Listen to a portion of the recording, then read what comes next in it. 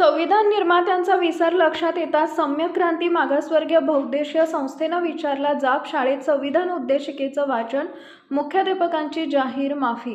सोलापूर महानगरपालिका अंतर्गत मराठी मुलांची शाळा क्रमांक 28 सुंदरम नगर विजापूर रोड इथं 26 जानेवारी 2026 रोजी 77वा प्रजासत्ताक दिन साजरा करण्यात आला होता।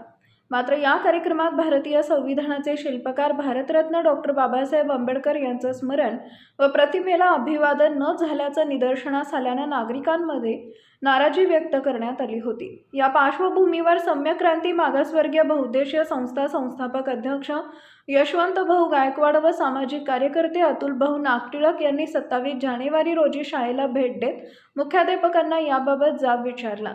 प्रजासत्ताक दिन हा संविधान लागू झाल्याचा दिवस असून या दिवशी संविधान निर्माते डॉक्टर बाबासाहेब आंबेडकर यांचे विचार व कार्य विद्यार्थ्यांपर्यंत पोहोचवणे अत्यावश्यक असल्याचं त्यांनी स्पष्ट केले। शाळेत डॉक्टर बाबासाहेब आंबेडकर यांच्या प्रतिमेस अभिवादन करण्यात आले, तसेच भारतीय संविधानाच्या उद्देशिकेचं वाचन करण्यात आले। यावेळी विद्यार्थ्यांना संविधानाचे महत्त्व व मूल्ये समजावून सांगण्यात आली। या प्रसंगी मुख्याध्यापकांनी सदर बाब ही दुर्लक्षामुळे झाल्याचं मान्य करत आपली चूक स्वीकारली व भविष्यात अशा प्रकारची चूक होणार नाही अशी ग्वाही दिली। तसेच त्यांनी या बाबीबद्दल सर्व भारतीय नागरिकांची जाहीर माफी मागितली। या प्रसंगी संस्थेचे किशोर चंदनशिवे, भास्कर देडे, सागर साबळे, अभिजित गायकवाड, केदारनाथ छत्रे, अनिल शिंदे, विश्वजित गायकवाड, मिथुन कोंडूर, अनुराग डेडे, सम्राट गायकवाड, संदीप गायकवाड, सुरेश जाधव आदी पदाधिकारी कार्यकर्ते उपस्थित होते।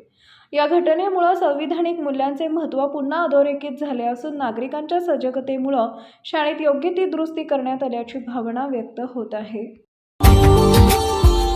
Subscribe now and press the bell icon. Never miss an update.